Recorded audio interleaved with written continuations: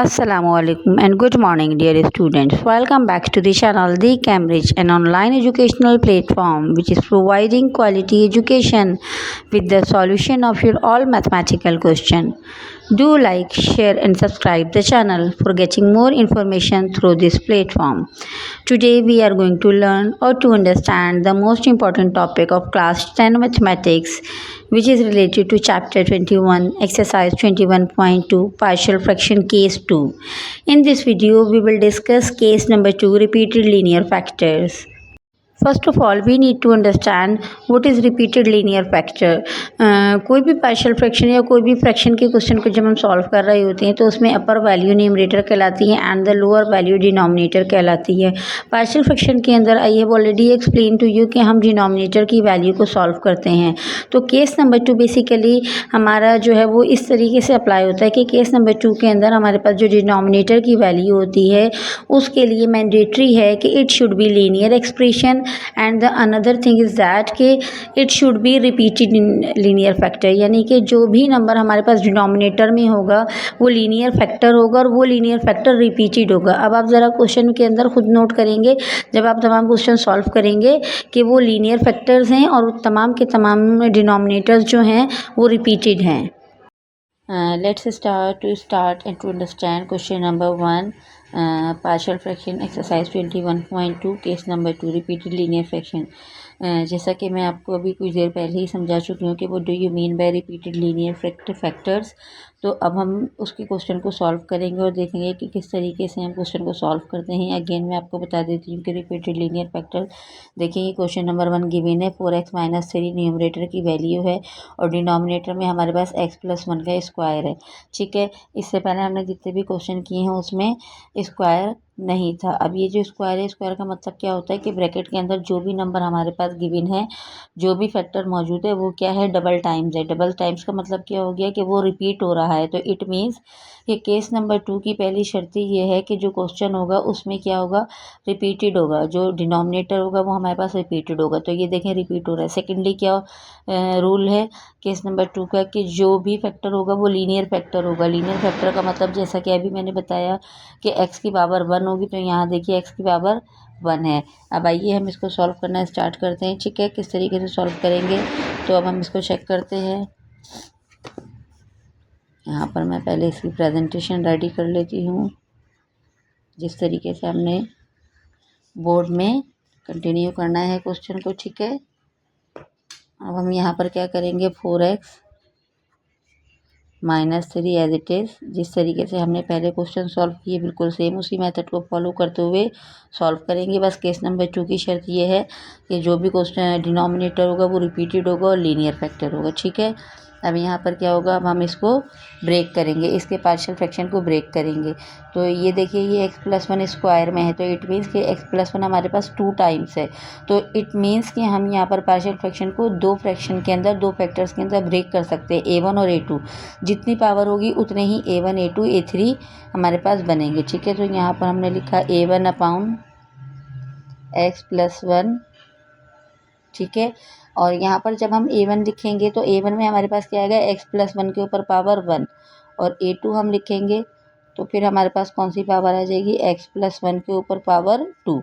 और अगर यहाँ x+1 के ऊपर पावर 3 होती तो हमारे पास a3 आता और उसमें x+1 के पास पावर 3 आ जाती, यानी कि पावर की भी सीक्वेंस चलेगी. अब हम यहाँ पर एज इट इज़ क्वेश्चन लिखेंगे 4x-3 डिवाइडेड बाय x+1 का स्क्वायर. ठीक है, x+1 और x+1 स्क्वायर का हम क्या करेंगे, एलसीएम लेंगे like before the previous question. ठीक है, स्क्वायर का को हमने क्या किया, एलसीएम ले लिया. अब x+1 को x+1 स्क्वायर से डिवाइड करेंगे और फिर न्यूमरेटर से मल्टीप्लाई करेंगे तो हमारे पास a1 क्या आ जाएगा, x+1. ठीक है, इसी तरीके से यहाँ पर a2 लिखेंगे, x+1 स्क्वायर को x+1 स्क्वायर से मल्टीप्लाई करेंगे तो यहाँ हमारे पास रिमेनिंग में कोई भी वैल्यू नहीं होगी तो यहाँ पर क्या आ जाएगा, 1. ठीक है, एज इट इज़ यहाँ लिखा 4x-3 divided by x+1 square is equal to a1 x+1 plus a2 upon x+1 का square. x plus 1 square will be cancelled out from x plus 1 square. Now the remaining statement or remaining expression is 4x minus 3 is equal to a1 x plus 1 plus a2. This is your required. अब हमारे पास क्या आ गई, देखिए ये equation 4x minus 3 is equal to a1 x plus 1 plus a2. ये हमारे पास क्या आ गई, इक्वेशन आ गई. ठीक है, अब हम इसको क्या करते हैं, अब हम इस इक्वेशन को लाइक टर्म के अंदर चेंज करते हैं. अब इस इक्वेशन में से यहाँ पर हमारे पास ये जो इक्वेशन आई है, अब इस इक्वेशन में से हम क्या करेंगे, लाइक टर्म जो हैं उनको कंसिडर करेंगे. लाइक टर्म हमारे पास कौन कौन सी हैं, अब हम वो चेक करेंगे. पर लाइक टर्म में चेंज करने के लिए सबसे पहले हम इसको मल्टीप्लाई करना पड़ेगा. 4x minus 3 is equal to a1 x से मल्टीप्लाई होगा तो ये हमारे पास हो जाएगा a1 x प्लस a1 से मल्टीप्लाई होगा a1 प्लस a2. ठीक है, ये हमारे पास मल्टीप्लाई होकर क्वेश्चन आ गया. अब हमें यहाँ पर क्या करना है, इसकी लाइक टर्म फाइंड आउट करनी है. लाइक टर्म कौन सी होती हैं, जो बिल्कुल सेम होती हैं बेसिकली, वो ही क्या कहलाती हैं, इक्वेशन लाइक टर्म कहलाती हैं. तो अब हम यहाँ लिखेंगे इक्वेशंस लाइक टर्म्स. ठीक है, अब इक्वेशन लाइक टर्म्स के अंदर आप चेक करिएगा कौन कौन सी हैं जिसमें x है. ठीक है, जिसमें भी x आ रहा है वो तमाम इक्वेशन क्या होंगी, लाइक टर्म होंगी. तो देखिए यहाँ 4x आ रहा है और यहाँ a1x आ रहा है. तो अब हम यहाँ पर क्या ले लेंगे, 4x is equal to a1x. ठीक है, अब हमने यहाँ पर किया x से x कैंसिल हो गया तो हमारे पास 4 इज इक्वल टू a1 की वैल्यू आ गई हमारे पास. इससे पहले जो क्वेश्चन हमने सॉल्व किया था उसमें पहले वैल्यूज़ पुट कर रहे थे. ठीक है, इसमें भी वैल्यूज़ पुट करेंगे, लेकिन हम इसमें किस तरीके से वैल्यूज़ पुट करेंगे कि जो लाइक टर्म की इक्वेशंस होंगी हम सिर्फ उनको कंसिडर करेंगे. यानी कि हमने यहाँ पर सेम प्रोसीजर फॉलो किया जिस तरीके से क्वेश्चन पहले किया था केस नंबर 1 में. लेकिन केस नंबर 2 में क्या करेंगे कि हम इक्वेशन लाइक टर्म्स को कंसिडर करेंगे. अब लाइक टर्म्स में यहाँ पर हमारे पास चेक करिए कि ये क्या था, हमारे पास 4x और a1x. तो हमने इन दोनों को कंसीडर किया 4x और a1x. x और x डिवाइड हो गया तो हमारे पास 4 रह गया a1 के साथ. Come to the next page की तरफ मूव करते हैं.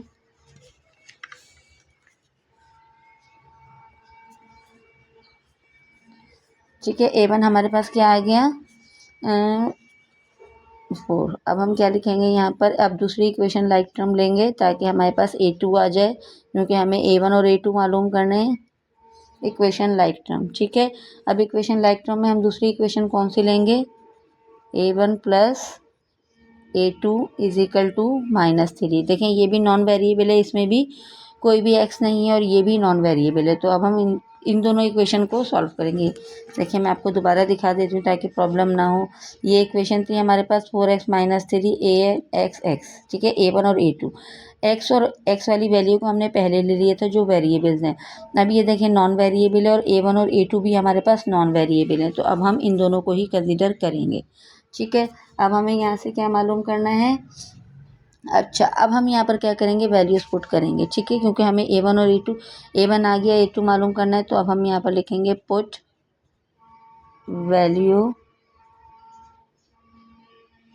Of a1 in equation. ठीक है, ये वाला जो हमारे पास a1 आया था ये हम इस वाली इक्वेशन के अंदर इक्वेशन नंबर 1 दे देते हैं. वैसे तो नीड नहीं है लेकिन फिर भी आप लिख सकते हैं. ठीक है, a1 हमारे पास अभी तक क्या आया था 4 plus a2 is equal to minus 3. 4 minus 3 is equal to से पहले आएगा तो प्लस 3 हो जाएगा. तो ये क्या हो गया a2 हमारे पास क्या आ गया माइनस 3 था, a2 हमारे पास क्या आ गया 7. ठीक है, a2 हमारे पास क्या आ गया 7. अच्छा जी, अब हम क्या करेंगे, अब हमारे पास क्या है, सेम प्रोसीजर है, put a1 and a2 in partial fraction equation. Okay,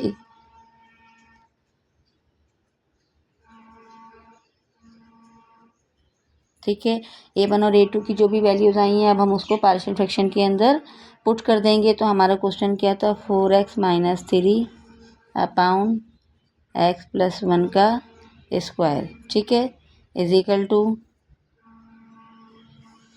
यहाँ हमारे पास क्या है a1 हमारे पास आया है 4 upon x plus 1 plus 7/x+1 का स्क्वायर।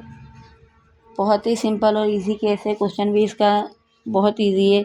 बस सिर्फ इसके अंदर हमारे पास क्या है कि जो हमारे डिनोमिनेटर है वो रिपीटेड लीनियर फैक्टर होगा और हमें इसकी इक्वेशन लाइक टर्म के मेथड से इसको सॉल्व करना होगा। To solve out question number 2, x² + 7x + 3 divided by x² bracket में x + 3। ठीक है, अब इस क्वेश्चन को सॉल्व करना है। ये भी केस नंबर 2 से रिलेटेड है। एक्सरसाइज 21.2 का क्वेश्चन नंबर 2 है। तो अब हम क्या करेंगे, इस क्वेश्चन को लिखेंगे पहले 7x + 3 divided by x² x + 3। अच्छा जी, काइंडली फोकस करिए और अंडरस्टैंड करिए यहाँ पर हमारे पास कितने फैक्टर्स हैं क्योंकि पार्शियल फ्रैक्शन के अंदर डिकम्पोज करने के लिए हमें डिनोमिनेटर के फैक्टर्स को नोट करना होता है। x² है, इट मीन्स कि हमारे पास यहाँ पर 2 फैक्टर है और x + 3 एक अलग फैक्टर है। तो हमारे पास ये कितने फैक्टर हो गए, 3 फैक्टर हो गए। ठीक है, तो हमारे पास कितने बनेंगे, a1 और a2 और a3। तो a1 हम क्या लिखेंगे, a1 में हमारे पास x आ जाएगा क्यों, x² के अंदर ऑटोमेटिकली x जो होता है वो छुपा हुआ होता है, एक नंबर होता है जो इसके अंदर है। ठीक है, इसके बाद हमारे पास a2 क्या आ जाएगा, x²। जैसा मैंने आपको बताया था कि सीक्वेंस वाइज पावर लिखेंगे और उसके बाद a3 हमारे पास क्या आ जाएगा, x + 3। ठीक है, ये हो गई इक्वेशन नंबर 1। सेम जैसे हम पहले कर रहे थे, अब यहाँ लिखेंगे x² + 7x + 3 divided by x² x + 3। ठीक है, इजिकल टू, जब यहाँ पर हम तीनों नंबर्स का एलसीएम लेंगे, जब तीनों नंबर्स का एलसीएम लेंगे तो हो जाएगा x² x + 3। a1 लिखा, ठीक है, x से x कैंसिल हो गया तो हमारे पास क्या आ गया, x और x + 3। ठीक है, प्लस a2 लिखा, x² से x² कैंसिल हो गया तो रिमेनिंग x + 3। फिर x + 3 से x + 3 कैंसिल हो गया तो a3 हमारे पास क्या आ गया, x²। ठीक है, ये हो गया हमारे पास क्वेश्चन। अब क्या हुआ, x² x + 3 will be cancel out from x² x + 3। ये दोनों सेम नंबर्स हैं, इजिकल टू के ऑपोजिट साइड है तो दोनों ही क्या होगा, कैंसिल आउट हो गए। अब हम यहाँ क्या लिखेंगे, x² + 7x + 3 इजिकल टू, अच्छा जी, a1 जो है वो x से मल्टीप्लाई हो रहा है, a1 x से मल्टीप्लाई होगा तो क्या हो जाएगा, a1x। फिर इसके बाद ये किससे मल्टीप्लाई होगा, x + 3 से। स्टेप बाय स्टेप मैं आपको समझा रही हूँ ताकि आपको प्रॉब्लम ना हो। a2x से मल्टीप्लाई हो जाएगा तो a2x + a2 3 से मल्टीप्लाई होगा तो 3a2। a3x से मल्टीप्लाई होगा तो क्या हो जाएगा, ये a3x2। अगेन सिंप्लीफाई करेंगे, x² + 7x + 3। a1x जो है वो x से मल्टीप्लाई होगा फिर 3 से होगा तो ये क्या हो जाएगा, a1x।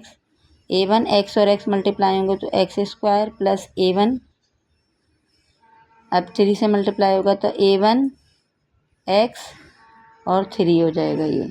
ठीक है, plus a2x as it is रहेगा प्लस 3a2 + a3x²। राइट, अब हमें यहाँ पर क्या देखना है, अब हमें क्वेश्चन हमारे पास इस फॉर्म के अंदर आ गया है। सबसे पहले हम वेरिएबल्स को एक साइड पे कर लेंगे, जिनकी पावर्स वगैरह सेम है उनको एक साइड पे कर लेंगे, फिर like term equation find out करेंगे। x² + 7x + 3 के बस अब हम यहाँ पर क्या करेंगे, इनको अरेंज करेंगे। यहाँ पर पहले a1 लिखा हुआ है x²। ठीक है, अब उसके बाद हमारे पास a1 x² में देखिए और कौन सा वैल्यू और कौन सी वैल्यू है जो आ सकती है। ये x² की वैल्यू हमारे पास कहाँ आ रही है, a3x²। तो अब हम लिखेंगे a3x², ये सेम वेरिएबल वाले नंबर हो गए। फिर प्लस की साइन आएगी। अब हमारे पास क्या लिखना है, a1x लिखना है। a1x हमारे पास कौन कौन सा है, 3 a1x। ठीक है, और a1x हमारे पास कोई और नंबर है नहीं, कोई और नंबर नहीं है। फिर प्लस लिखेंगे, अब a2x पर आ जाएंगे। ठीक है, a2x हमारे पास a2x और उसके बाद हमारे पास a2x कहाँ पर है, नहीं है, a2 रह गया तो प्लस 3a2। ये तो हो गया जस्ट सिंप्लीफिकेशन। अब हम क्या करेंगे, लिखेंगे यहाँ से equation like term. Equation like term हम जब लिखेंगे, हम उसके थ्रू जब क्वेश्चन सॉल्व करेंगे जब हमारे पास आगे सिंप्लीफिकेशन नहीं होगी। अब यहाँ पर हम इसको सिंप्लीफाई नहीं कर सकते हैं तो अब हम क्या करेंगे, इक्वेशन लाइक टर्म लिखेंगे। ठीक है, जो कांस्टेंट की होती है। यहाँ पर अब हम लिखेंगे equation like term of constant. जो भी कांस्टेंट नंबर है हम उनकी इक्वेशन लाइक टर्म लिखेंगे। ठीक है, तो अब हम यहाँ पर कांस्टेंट की इक्वेशन लाइक टर्म नोट कर लेते हैं।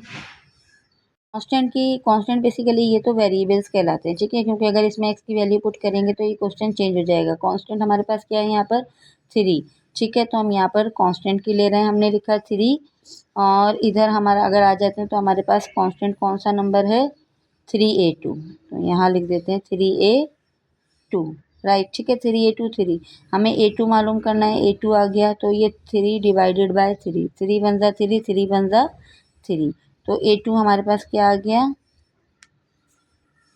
a2 आ गया हमारे पास 1, ठीक है, a2 आ गया हमारे पास 1। अब हमें क्या मालूम करना है, a1 मालूम करना है और a3 मालूम करना है, ठीक है। अब हम यहाँ पर लेंगे equation like term of x, यानी कि जो भी एक्स के नंबर हैं हम उनकी इक्वेशन लाइक टर्म लेंगे। तो यहाँ पर हम चेक कर लेते हैं कौन कौन से नंबर हैं एक्स के। यहाँ हमारे पास हैं, एक्स स्क्वायर नहीं लेना, हमने सिर्फ एक्स लेना है। यहाँ 7x है, ठीक है, और यहाँ पर a1x है और a2x है, तो हम सिर्फ यही दो नंबर लेंगे। ठीक है, सबसे पहले हम लिखेंगे 7x, ठीक है, और हमारे पास क्या था चेक कर लेते हैं, simply 3a1x plus a2x,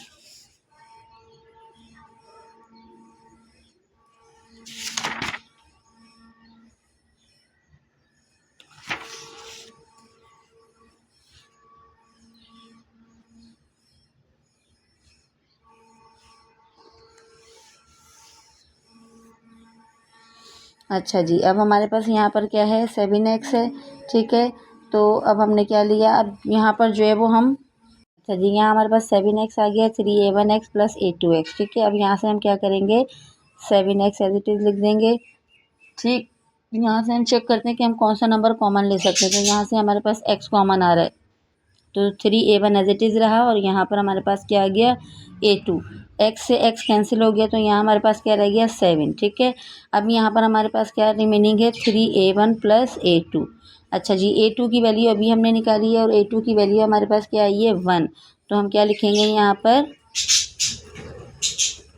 a2 का रेफरेंस देंगे, a2 इज इक्वल टू 1, तो यहाँ पर आ जाएगा 7, 3a1 प्लस a2 की जगह पर क्या आ जाएगा 1, ठीक है।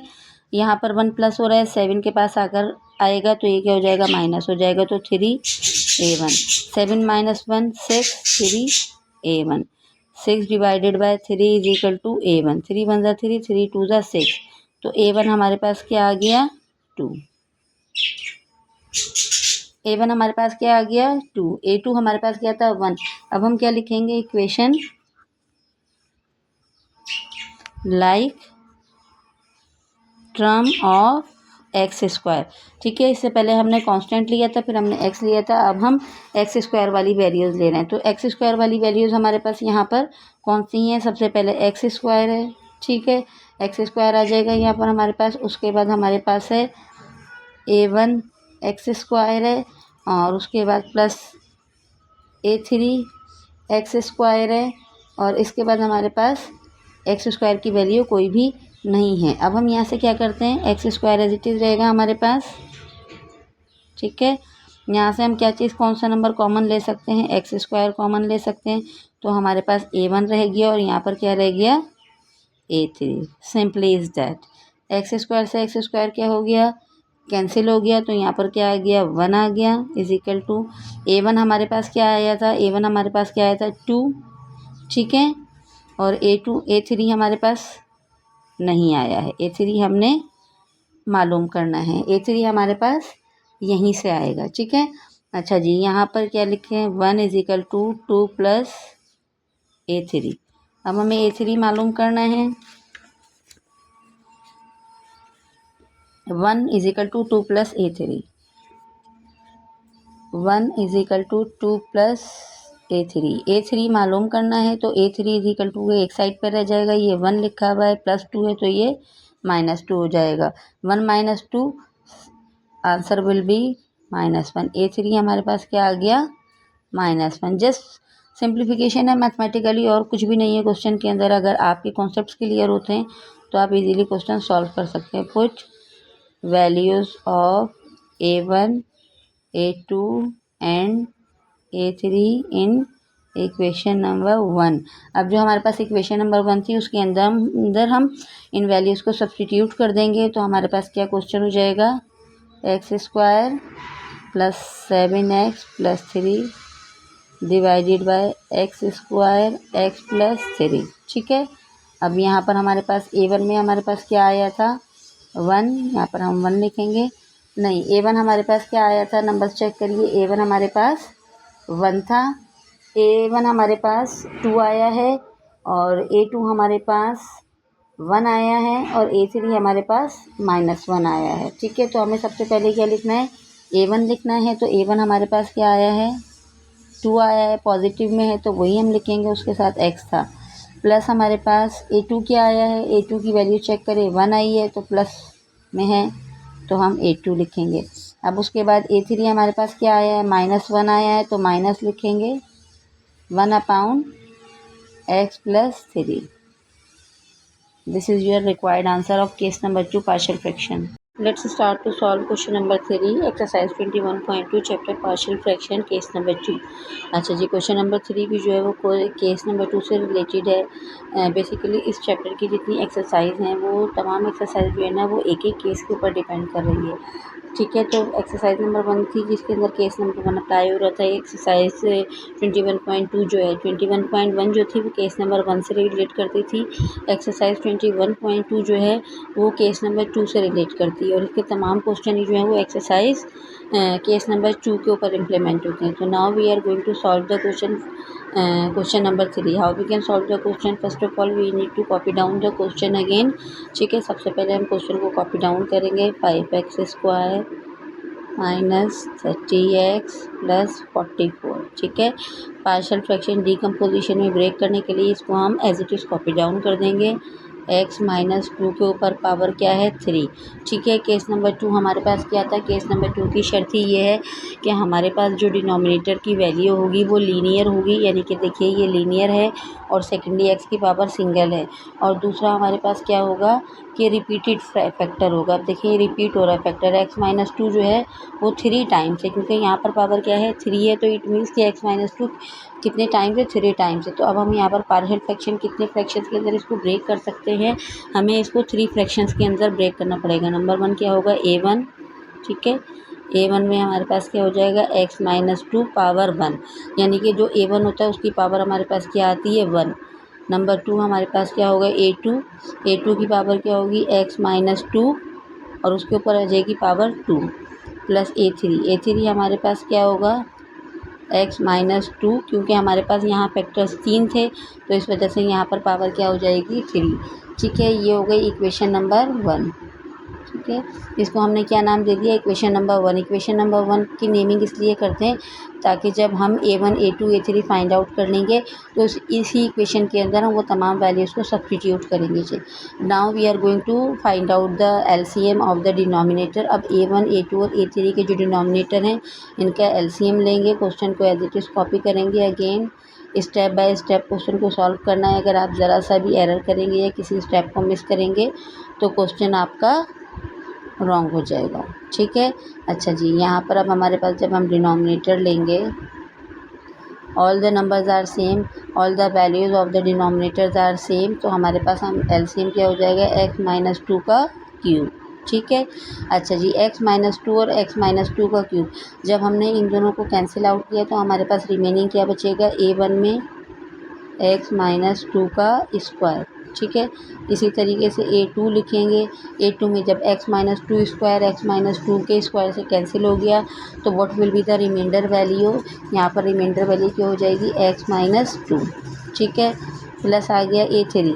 ठीक है। अब हम A3 की तरफ आ जाते हैं। A3 में हमारे पास क्या नंबर आएगा, x - 2 क्यूब से x - 2 क्यूब कैंसिल हो जाएगा तो यहाँ पर हमारे पास क्या आ जाएगा, 1। ठीक है। There is no need to write 1, लेकिन मैं आपको एक्सप्लेन इसलिए कर रही हूँ कि अगर आप लिखेंगे तो आपके लिए ईजी है, कन्वीनियंट है, ताकि आपको सिंप्लीफिकेशन में आसानी है। x - 2 का cube will be cancel out from x - 2 cube. ये दोनों क्यूब हैं, दोनों सेम है, इजिकल टू के लेफ्ट एंड राइट साइड पर हैं, तो दोनों क्या हो जाएंगे, कैंसिल हो जाएंगे। अब हमारे पास इक्वेशन क्या आ जाएगी, इक्वेशन कुछ इस फॉर्म में आ जाएगी। 30x plus 44 is equal to A1 x minus 2 square plus A2 x minus 2 plus A3 1। ठीक है, 1 की तो नीड नहीं है। ये हम अब हमारे पास क्या आ गई, इक्वेशन नंबर 2 अभी नहीं आई। इक्वेशन नंबर 2 अब हम इसको क्या करेंगे, सॉल्व करेंगे। ठीक है, किस तरीके से सॉल्व करेंगे, पहले जो है वो हम इसको सिंप्लीफाई कर लेते हैं। सिंप्लीफाई करके इसको सॉल्व करेंगे। नाउ अब हम इसको सिंप्लीफाई करते हैं। देखें यहाँ पर क्या आ गया, 5x square minus 30x plus 44। अभी हम इसको इक्वेशन नंबर 2 की नेमिंग नहीं करेंगे क्योंकि अभी ये क्वेश्चन हमारे पास मज़ीद सिंप्लीफाई हो रहा है। ठीक है, यहाँ पर ये A1 है। अब यहाँ पर ये देखिए, ये जो हमारे पास x माइनस 2 है इसका स्क्वायर दिया हुआ है। इट मीन्स कि ये according to the formula open होगा। हमारे पास a माइनस बी का होल स्क्वायर का जो फार्मूला होता है उसके तहत ये हमारे पास ओपन होगा। ठीक है, तो अब हम यहाँ पर इसको ओपन कर लेते हैं। इसको ओपन करेंगे तो सबसे पहले a का स्क्वायर होगा, माइनस 2 फार्मूले का आ जाएगा। ठीक है, फिर a की वैल्यू आ जाएगी और फिर b आ जाएगा हमारे पास। ठीक है, और फिर यहाँ पर हमारे पास क्या आ जाएगा, 2 का स्क्वायर। ये हो गया हमारे पास ये वाला जो ब्रैकेट है ओपन। ठीक है, फिर हमारे पास A2 एज इट इज़ आ जाएगा। A2 के साथ क्या है, x माइनस 2 प्लस A3। ठीक है, अब हम यहाँ पर अगेन इसको लिखेंगे 5x square minus 30x plus 44। इसको सिंप्लीफाई करते हैं। ठीक है, इसको सिंप्लीफाई करेंगे तो A1 एज इट इज़ आ जाएगा। ठीक है, x स्क्वायर क्या हो जाएगा, x स्क्वायर 2 2 ज़ा 4x प्लस 4। ठीक है, प्लस यहाँ पर अब हमारे पास ये भी सिंप्लीफाई हो रहा है तो इसको भी सिंप्लीफाई कर लेते हैं। A2 x से मल्टीप्लाई होगा तो क्या हो जाएगा, A2 x माइनस 2 A2 से मल्टीप्लाई होगा तो क्या हो जाएगा, 2A2 प्लस A3। ये कर लिया हमने इसको सिंप्लीफाई। अगेन इसको देखते हैं क्योंकि ये A1 जो है ये तीनों नंबर्स के साथ मल्टीप्लाई हो रहा है तो अब हम इसको मल्टीप्लाई करेंगे। 5x square minus 30x plus 44। A1 x square से मल्टीप्लाई होगा तो क्या हो जाएगा, A1 x स्क्वायर। देन उसके बाद A1 4 से मल्टीप्लाई होगा तो क्या हो जाएगा, ये 4 A1 x प्लस 4 A से मल्टीप्लाई होगा तो क्या हो जाएगा, 4 A1। ठीक है, plus A2 x as it is minus 2 A2 plus A3। Right, ये हो गया हमारे पास इतना क्वेश्चन सॉल्व। अब हम यहाँ पर अगेन ये सिंप्लीफाई ही कर रहे हैं तो इसको अब हम सिंप्लीफाई कर लेते हैं। ठीक है, यहाँ पर आ जाएगा 5x square minus 30x plus 44। ठीक है, अब हम यहाँ पर क्या करेंगे, A1 x2 as it is रहने देंगे। अब हम यहाँ पर चेक करेंगे कि हम किन किन नंबर्स के अंदर से कॉमन ले सकते हैं। यहाँ पर A1 x है। ठीक है, और यहाँ पर हमारे पास क्या है, A1 x है यहाँ पर। जी, तो यहाँ पर हमारे पास A1 x स्क्वायर है। अब हम यहाँ पर क्या करेंगे कि जो कांस्टेंट हैं हम उनको एक साइड पे कर देंगे और जिनके साथ वेरिएबल है, क्योंकि हमें इक्वेशन लाइक टर्म मालूम करनी होती है केस नंबर 2 के अंदर। तो अब हमारे पास जो कांस्टेंट है हम उनको एक साइड पे कर देंगे और x वाले नंबर्स को एक साइड पे कर लेंगे। ये देखें, ये 4 है, A1 x है और यहाँ पर प्लस A2 x है, plus 4 A1 as it is minus 2 A2 as it is plus A3 as it is. ठीक है, अब इसी को हम आगे सिंप्लीफाई करते जा रहे हैं। नेक्स्ट पेज के ऊपर चलते हैं। ठीक है, तो पहले तो हमारे पास यहाँ क्या लिखा था, 5x स्क्वायर माइनस 30x। आप क्वेश्चन को अपने साथ रखिएगा, मतलब जो आपका प्रीवियस पेज है, ताकि आपको कोई भी प्रॉब्लम ना हो। 44। ठीक है, उसके बाद हमारे पास था A1 x स्क्वायर, देन उसके बाद था 4 A1 x प्लस था A2 x plus 4 A1 minus 2 A2 plus A3। ठीक है, ये जो इक्वेशन मैंने यहाँ पर लिखी थी ये एज इट इज़ इक्वेशन मैंने यहाँ पर कॉपी कर दी, ताकि अब हम जब इस पेज के ऊपर सॉल्व करें तो हमें किसी भी किस्म की कोई भी प्रॉब्लम ना हो। ठीक है, अब हम यहाँ पर इसको जस्ट सिंप्लीफाई ही कर रहे हैं। तो there is no need to take any tension, simplify करने में कोई इशू नहीं है। ठीक है, यहाँ पर देखिए अब हम क्या करते हैं कि अब हम यहाँ पर कॉमन ले लेते हैं a1 x square as it is रहने देते हैं, क्योंकि यहाँ पर एक्स स्क्वायर का एक ही हमारे पास नंबर है। यहाँ पर a1 एक्स है और a2 एक्स है, तो यहाँ से हम क्या करते हैं कॉमन ले लेते हैं किसी भी एक नंबर को। तो यहाँ पर हमारे पास माइनस की साइन है, ये माइनस की साइन रहेगी। यहाँ पर हमारे पास कौन सा नंबर कॉमन आ सकता है, एक्स कॉमन लिया तो यहाँ हमारे पास रिमाइंडर में आ गया 4a1, ठीक है, माइनस में, और यहाँ हमारे पास क्या आ गया a2, ठीक, plus 4a1 minus 2a2 plus a3 हमारे पास एज इट इज़ रह गया। ठीक है, अब हमें क्या करना है यहाँ पर, अब आप ये देखिए कि अब हमारे पास क्वेश्चन जो है, ये जो इक्वेशन आई है ये अगेन सॉल्व नहीं हो सकती। ठीक है, तो अब हमारे पास जो होगा, अब हम इस इक्वेशन में से लाइक टर्म्स को फाइंड आउट करेंगे। अब हम क्या करेंगे, सबसे पहले कांस्टेंट की इक्वेशन लेंगे। कांस्टेंट कौन से नंबर होते हैं, देखिए ये 5x² वेरिएबल है, 30x भी वेरिएबल है। जिन नंबर्स के अंदर x लगा हुआ है वो तमाम नंबर्स क्या हैं, वेरिएबल हैं, और बाकी जो रेस्ट ऑफ द नंबर हैं वो क्या कहलाते हैं, कांस्टेंट कहलाते हैं। तो अगर हम कांस्टेंट में देखें तो कांस्टेंट में हमारे पास कौन कौन से नंबर्स हैं, पहले मैं यहाँ लिख देती हूँ इक्वेशन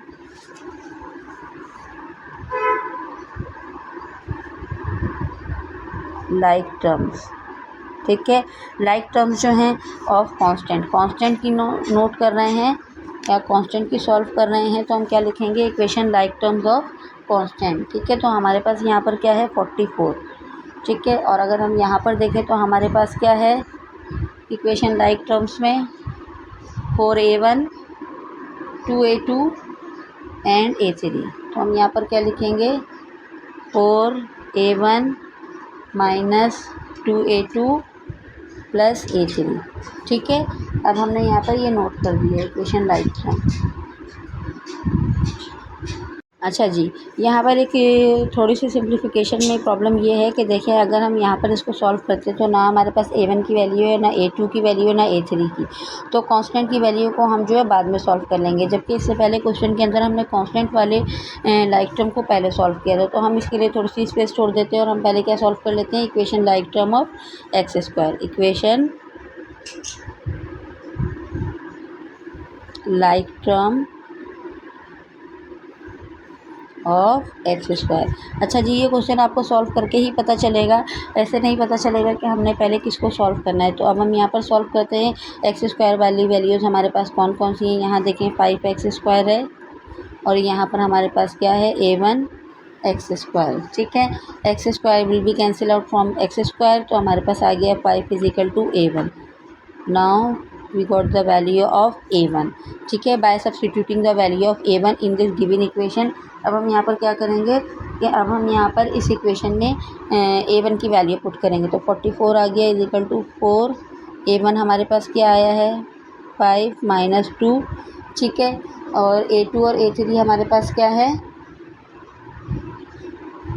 a2 भी अभी हमारे पास मिसिंग है, तो अभी हम इसको भी यहाँ पर जो है वो स्टॉप कर देंगे। अब हम a2 मालूम करेंगे और देन उसके बाद a3 मालूम करेंगे। पता चल रहा है जब हम क्वेश्चन को सॉल्व कर रहे हैं तभी हमें ये आइडिया हो रहा है कि हमें किस चीज़ को पहले सॉल्व करना है। ठीक है, अब हमारे पास x² की आ गई। अब हम दूसरी इक्वेशन ले लेते हैं, इक्वेशन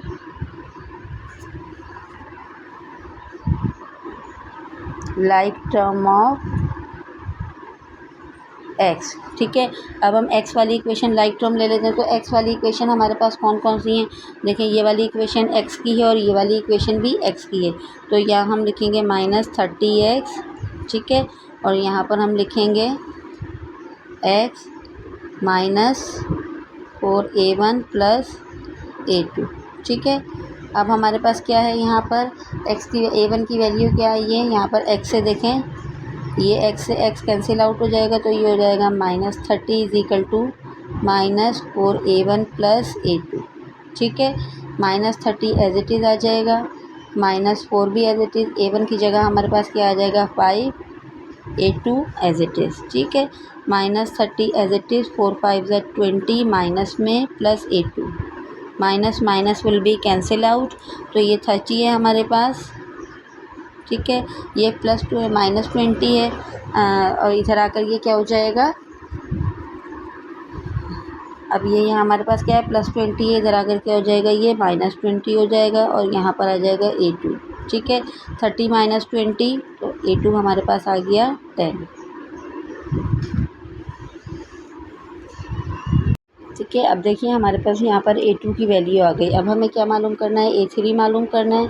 ठीक है, अब A3 मालूम करने के लिए क्या होगा कि हम जो है वो यहाँ पर A2 में वैल्यू पुट कर देंगे। जब A2 में वैल्यू पुट करेंगे तो यहाँ पर हमारे पास A3 आ जाएगा 10 प्लस A3। ठीक है, 44 इज इक्वल टू 4 5 ज़ा 20 माइनस 2 10 ज़ा 20 प्लस A3।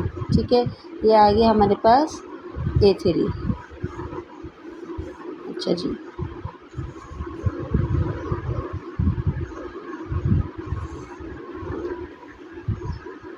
यहाँ हमारे पास देखिए, अब आप नोट करिए। अच्छा जी, यहाँ क्वेश्चन के अंदर जो है ना वो ये -10 आएगा। ठीक है, क्योंकि ये -30 है और ये -20 उधर जाएगा तो ये +20 हो जाएगा।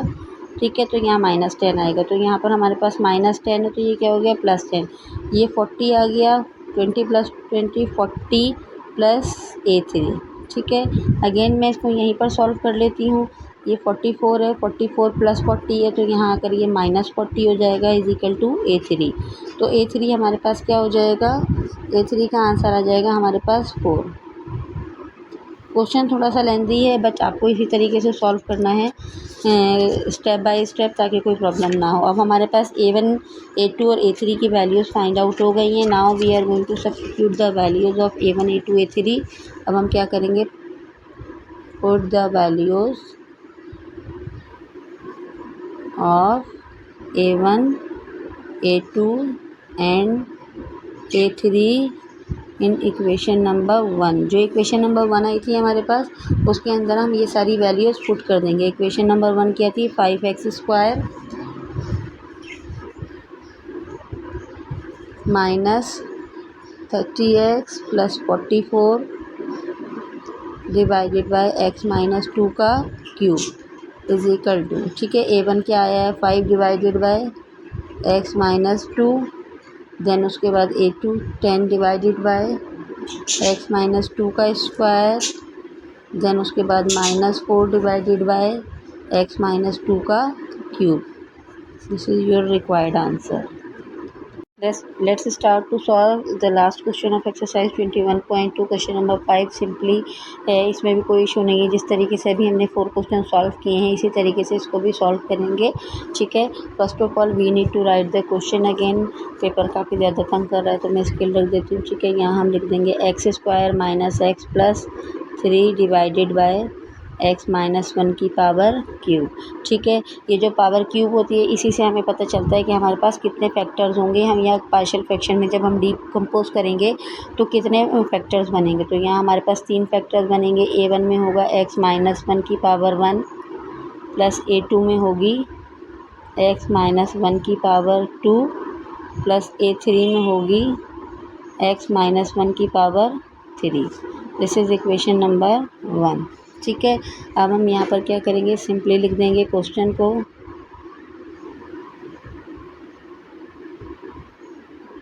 ठीक है, और यहाँ पर जितने भी डिनोमिनेटर्स हैं इन तीनों का एलसीएम लेंगे। जब हम इन तीनों का एलसीएम लेंगे तो एलसीएम हमारे पास सेम आएगा x-1 की पावर क्यूब। A1 को डिनोमिनेटर को डिवाइड करेंगे x-1 से डिवाइड होगा तो A1 में हमारे पास आ जाएगा x-1 का square plus A2 x-1 square से कैंसिल होगा तो x-1 आ जाएगा। A3 x-1 और x-1 कैंसिल हो जाएगा तो यहाँ आ जाएगा 1।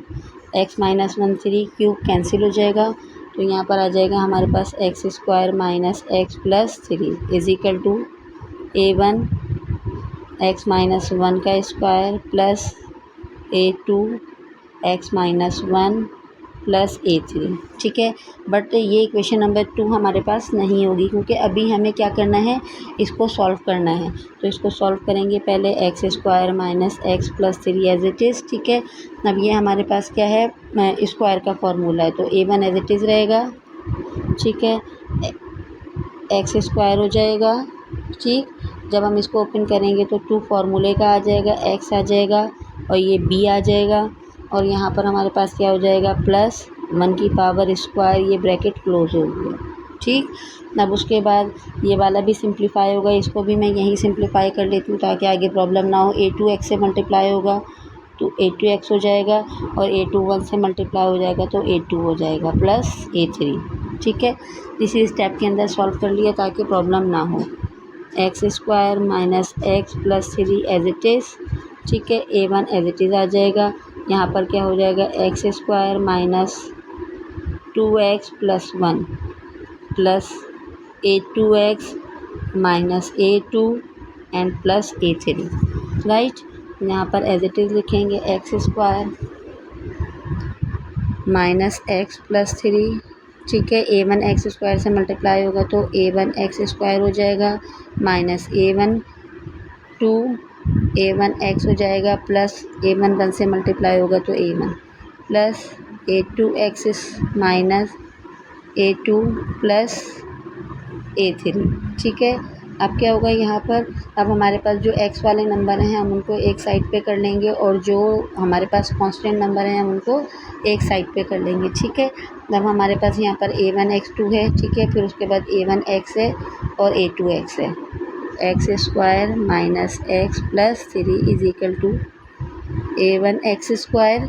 ठीक है, उसके बाद माइनस 2 A1 x और उसके बाद प्लस A2x। फिर हमारे पास प्लस A1 आ गया, फिर A2 आ गया एंड प्लस A3 आ गया। Now the same procedure will be followed, जो हमने प्रीवियस क्वेश्चन में किया था उसी तरीके से इसमें भी करेंगे कि कॉमन ले लेंगे। ठीक है, A1 x² as it is रह जाएगा क्योंकि x² की कोई भी दूसरी वैल्यू नहीं है तो हम इसको कॉमन नहीं ले सकते, लेकिन x और x सेम वेरिएबल है तो यहाँ से हम क्या करेंगे, कॉमन ले लेंगे। इन दोनों में से हमारे पास क्या कॉमन आ गया, x आ गया, तो यहाँ हमारे पास क्या रिमेनिंग रह गया, minus 2 A1 plus A2।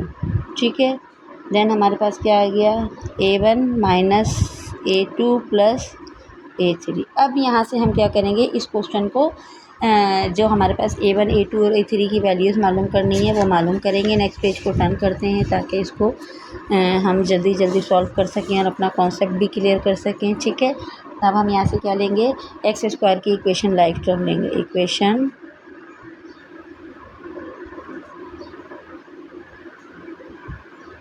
Like term of x²। ठीक है, x² की लाइक टर्म लेंगे तो हमारे पास x² में सिर्फ और सिर्फ A1 x² is equal to, यहाँ पर क्या था, 1 की वैल्यू नहीं होती कंसिडरेबल, x² से x² हमारे पास कैंसिल आ गया तो A1 हमारे पास क्या आ गया, 1। ठीक है, अब हम उसके बाद कौन सी इक्वेशन लेंगे, equation like term of x² हो गया। अब हम x को कंसिडर करेंगे तो x की इक्वेशन हमारे पास कौन सी है, x is equal to minus 2 A1 plus A2 is equal to minus x। ठीक है, अब यहाँ पर हमारे पास क्या होगा, x से x कैंसिल हो जाएगा तो हमारे पास रिमेनिंग क्या हो जाएगा, यहाँ पर माइनस 2 एज इट इज़, 1 की रिप्लेसमेंट में 1 आ गया plus A2 as it is और यहाँ क्या आ गया, माइनस 1। x से x कैंसिल हुआ तो यहाँ 1 रिमाइंडर रह गया, यहाँ हो गया minus 2 plus A2 is equal to minus 1। ठीक है, यहाँ ये माइनस 2 है, माइनस 2 इधर आएगा तो ये क्या हो जाएगा, हमारे पास प्लस 1 हो जाएगा तो ये आ गया A2। ठीक है, A2 हमारे पास क्या हो जाएगा, माइनस 2 प्लस 1 1, अगेन A2 की वैल्यू क्या आ गई, माइनस 1। ठीक है, अच्छा जी, अब हमें क्या मालूम करना है, equation like term of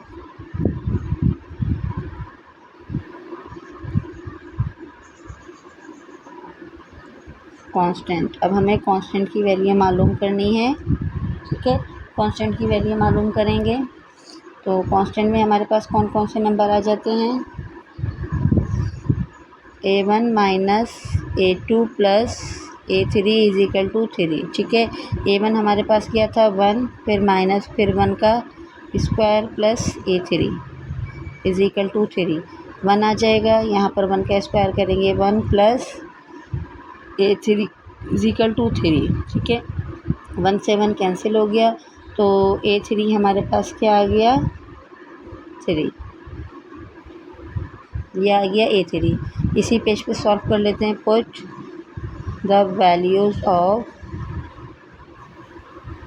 A1, A2 and A3 in equation number 1। जो भी इक्वेशन नंबर 1 है उसके अंदर हम ये वैल्यूज़ पुट कर लेते हैं। इक्वेशन नंबर 1 कहती है x square minus x plus 3 divided by x minus 1 का क्यूब इज इक्वल टू, ठीक है। यहाँ पर भी हमारे पास 1 आया तो एक्स माइनस 1 की पावर 1 प्लस यहाँ पर भी 1 आया हमारे पास तो एक्स माइनस 1 की पावर स्क्वायर। देन हमारे पास तीसरा नंबर प्लस 3 तो एक्स माइनस 1 की power cube. This is the required answer of your given question, ठीक है। You can copy down the question and I have completed exercise 21.2। तो अब आप इस पूरी एक्सरसाइज को देखिए विदाउट स्किपिंग द वीडियो। आपको ये पूरी वीडियो देखनी है ताकि आपके कॉन्सेप्ट्स भी क्लियर हों और आपको सारे क्वेश्चन समझ में आ सकें। Thank you for watching the video. Don't forget to like, share and subscribe the channel.